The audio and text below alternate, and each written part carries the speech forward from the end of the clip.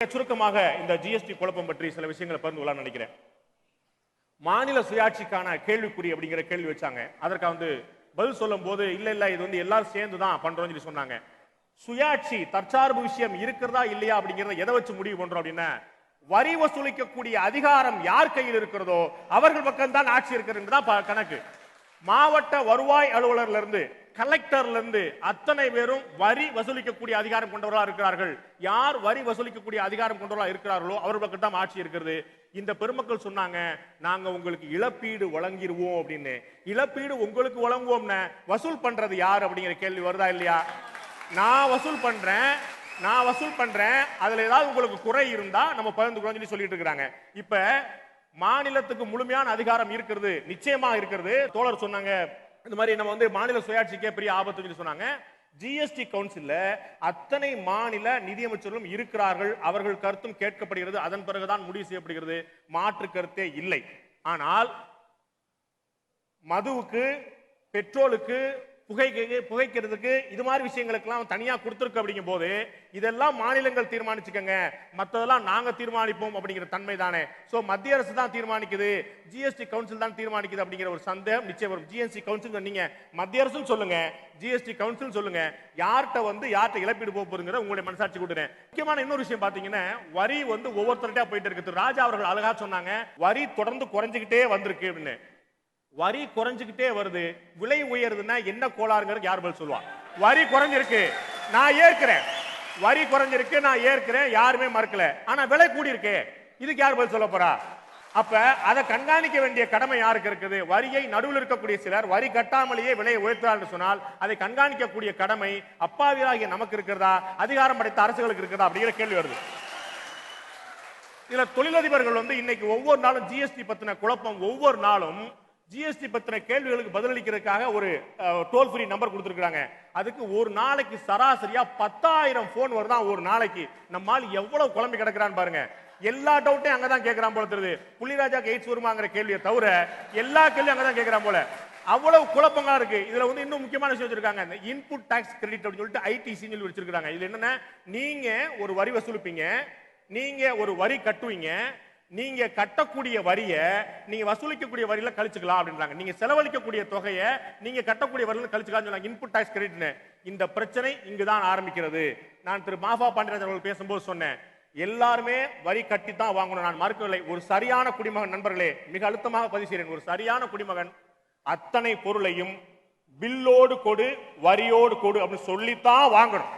நாம் ஒரு குடிமகனா இருந்தால் அரசாங்கத்தையும் அதிகாரிகளையும் பார்த்து கேள்வி கேட்கக்கூடிய உரிமை நமக்கு இருக்கிறது என்று நினைத்தால் நீங்கள் வாங்கக்கூடிய ஒவ்வொரு பொருளையும் பில்லோடு தான் வாங்க வேண்டும், ரசீதோடு தான் வாங்க வேண்டும். அதில் அளிக்கப்பட்டிருக்கக்கூடிய டாக்ஸ். அடுத்த கேள்வி என்ன வருது? நான் பில்லோட வாங்கிடுறேன், ரசீதோட வாங்கிடுறேன், நான் நல்ல குடிமகன் நடந்துக்கிறேன், என்கிட்ட வாங்கின வரி அவர் ஒழுங்கா கட்டுறாரா? அதை யார் கேள்வி கேட்க போறா? என்கிட்ட இன்னைக்கும் நடக்கக்கூடிய உண்மை, நடக்கக்கூடிய தன்மை, உங்களுக்கு பில்லோட வேணுமா பில் இல்லாம வேணுமா கேட்கிறான். பில் இல்லாம போனா எவ்வளவு? ஒரு 6% குறையின்றான். நம்மால நினைச்சுவான் 6% குறைச்சதா நல்லா இருப்ப, குறைச்சிடா அப்படின்ற. திரு சீமான் கேட்கிறாருல, இந்த வசூலிச்சுக்கிட்டே போறியே, இந்த பணம்லாம் எனக்கு எப்படி திருப்பி தருவான்னு கேட்கிறாரு இல்லையா? இந்த வசூலிச்சுட்டே போகக்கூடிய பணம் திரும்பி வர வேண்டியதை உத்தரவாதப்படுத்த வேண்டியது யார்? வரிகளை வசூலிக்கிறார்கள். இன்றைக்கும் நடக்குது. அத்தனை நகைக்கடையிலையும் பில்லு கொடுக்குறாங்களா? டாஸ்மாக் கடையில டாஸ்மாக்கு ஜிஎஸ்டி கிடையாது, ஆனா டாஸ்மாக்கு பில்லு கொடுக்கணும்ல, கொடுக்குறாங்களா? அரசாங்கம் நடத்தக்கூடிய கடை கொடுக்குறாங்களா? நகைக்கடைகள்ல பில்லு உண்டு, பில்லு இல்லைன்னு கேட்கறாங்களா இல்லையா? எத்தனை ஹோட்டல்ல பில்லு கொடுக்காம வெறும் ஒரு மெமோ மாதிரி கொடுக்குறாங்க. நகைக்கடைகள்ல பில்லு கொடுக்காம எஸ்டிமேட்னு கொடுக்குறாங்க, அதாவது இந்த பொருளுக்கான மதிப்பெல்லாம் கொடுக்குறாங்க. இவ்வளவு நடக்குதா இல்லையா? இதை தடுக்க வேண்டிய கடமை மத்திய மாநில அரசுகளுக்கு இருக்கிறதா இல்லையா? இவ்வளவுதான் கேள்வி. ஒரு அருமையான விஷயம் திரு பிரதமர் அவர்கள் செய்து கொண்டிருக்கிறார். நாமெல்லாம் நினைச்சுக்கிட்டு இருக்கிறோம் அவர் காங்கிரஸ் பழி வாங்குறாரு, கம்யூனிஸ்டுகளை பழி வாங்குறாரு, அரசியல் நடவடிக்கை வாங்குறாருன்னு. அவர் ரொம்ப கவனமா செஞ்சுட்டே இருக்கிறாரு. எல்லா விஷயத்திலையும், அது ஜிஎஸ்டி ஆகட்டும், டிமானிட்டைசேஷன் ஆகட்டும், ஸ்வச் பாரத் ஆகட்டும், எல்லா விஷயத்திலையும் உங்களை கோத்து விட்டுக்கிட்டே இருக்கிறாரு, நம்மளை கோத்து விட்டுட்டே இருக்கிறாரு. ஸ்வச் பாரத்னா நாம செய்யணும், டிமானிட்டைசேஷன் நாம போய் பணம் கட்டணும், ஜிஎஸ்டி அப்படின்னா நாம போய் வரி கட்டணும். இதுல எல்லாமே உள்ள வருது. இதுல ஒரு நல்ல விஷயம் என்ன அப்படின்னா, என்னன்னா, இது எல்லாமே நெட்வொர்க் ஆகுது, இது எல்லாமே ஆன்லைன் ஆகுது. அதன் மூலமாக யார் ஏமாற்றுகிறார்கள் என்பது சுலபமாக கண்டுபிடிக்கப்படுகிறது.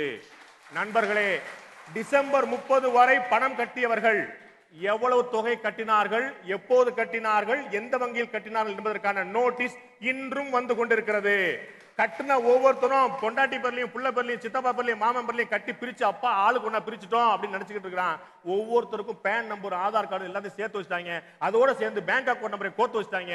யார் எவ்வளவு எங்க கட்டுறா அப்படின்னு எந்த பேர்ல கட்டினாலும் உள்ள ஓடி வந்துருது. அக்கௌண்ட் பண்ணிடுறாங்க. 7 மாதங்கள் கழித்து டிசம்பர் 30க்கு பிறகு, இப்ப ஜூலை மாதம் நடந்துருக்கு, 7 மாதங்களுக்கு பிறகு நீங்கள் இத்தனாம் தேதி இந்த வங்கியில் இவ்வளவு பணம் செலுத்தினீர்களே, அது எப்படி வந்து கொஞ்சம் கணக்காட்ட முடியுமான்னு கேட்கிறாங்க. தற்போது சிறிய நம்பிக்கை பிறக்கிறது. இனிமே பண்ணக்கூடிய எல்லாமே ஆன்லைன் மூலமாக தான் பண்ணணும் அப்படின்னு சொல்லி சொல்லும்போது, நான் எவ்வளவு வசூல் பண்றேன் அப்படிங்கிறது அத்தனையும் துல்லியமா சேர்ந்து கொண்டிருக்கிறது. உச்சநீதிமன்றத்துடைய எச்சரிக்கை மீறி மத்திய அரசு ஆதார் கார்டையும் பேன் கார்டையும் வங்கி கணக்கையும் சேர்த்து கொண்டிருக்கிறது. நமக்கெல்லாம் தெரியாம சாதனை போல ஒரு மிக முக்கியமான விஷயத்தை செஞ்சாங்க. ஜன்தன் யோஜனா சொல்லிட்டு இந்தியாவில் இருக்கக்கூடிய எல்லாருக்கும் அக்கௌண்ட் ஆரம்பிச்சிட்டாங்க. இந்த அக்கௌண்ட் ஆரம்பிச்சதுக்கு அப்புறம் பேன் நம்பரை கோத்து விட்டாங்க. பேன் நம்பர் கோத்து விட்டதுக்கு அப்புறம் ஆதார் கார்டை கோத்து விட்டாங்க. அப்ப நீங்க எவ்வளவு சம்பளம் வாங்குறீங்க அப்படிங்கறதுல இருந்து எவ்வளவு கிம்பளம் வாங்குறீங்கிற வரைக்கும் தெரிஞ்சிடும். நீங்க நினைப்பீங்க சம்பளம் வாங்குறதுக்கு ரெசிப்ட் இருக்கு, கிம்பளம் வாங்குறதுக்கு ஏது ரெசிப்ட் நினைப்பீங்க. நீங்க வாங்கின கிம்பளத்தை செலவழிப்பீங்க இல்லையா, அங்க பிடிச்சிடறான். இந்த அமௌண்ட் இங்க போகுது, இன்னார் கொடுத்தாரு, அவருடைய பேன் கார்டு போது அங்க கொடுத்தாங்க. எல்லாத்தையுமே நெட்வொர்க் பண்ணும்போது, எல்லாத்தையுமே ஆன்லைன் பண்ணும்போது ஒரு டிரான்ஸ்பரன்சி வருது. அதற்கான முயற்சியை இந்த மத்திய அரசு மேற்கொண்டிருக்கிறது. மத்திய அரசுக்கு ஒரு நாளைக்கு 10,000 டெலிபோனுக்கு மேல வருது அப்படின்னு சொன்னா மக்கள் மிகவும் குழம்பி கிடக்கிறார்கள் அப்படிங்கிறது தெரியுது. வரியை குறைச்சிட்டு சொல்லியிருக்காங்க. அந்த குறைச்சிருக்காங்க அப்படிங்கறத மக்கள்கிட்ட கொண்டு போய் சேர்க்க வேண்டிய கடமை இருக்கிறது. மத்திய அரசு நிச்சயமாக பல கட்டங்கள்ல மாற வேண்டி இருக்குது. மக்களுக்கு எளிதான ஒரு நிர்வாகத்தை தர வேண்டி இருக்கிறது. வரி பற்றிய இன்னமும் சீர்திருத்தங்களை செய்ய வேண்டியிருக்கிறது. நண்பர்கள் சொன்னது போல எந்த மாற்றத்தையும் ஏற்றுக்கொள்ள தயாரா இருக்கிறோம் ஜிஎஸ்டி கவுன்சில் சொல்லியிருக்குது. அதன்படி அது நடக்க வேண்டும் என்று எதிர்பார்ப்போம். மக்களாகிய நமக்கு இன்னொரு கடமை இருக்கிறது. மக்கள் அப்படின்னு சொல்லி சொன்னா கன்சியூமர் மட்டுமே இல்ல, வாங்குவோர் மட்டுமே இல்ல, இங்க இருக்கக்கூடிய ஒவ்வொரு தொழிலதிபரும் மக்களே, இங்க இருக்கக்கூடிய ஒவ்வொரு வர்த்தகரும் மக்களே, இங்க இருக்கக்கூடிய ஒவ்வொரு வியாபாரியும் மக்களே, அவர்களும் நான் முறைப்படி வாங்கக்கூடிய வரியை முறைப்படி செலுத்துவேன் என்று உத்தரவாதப்படுத்த வேண்டும்.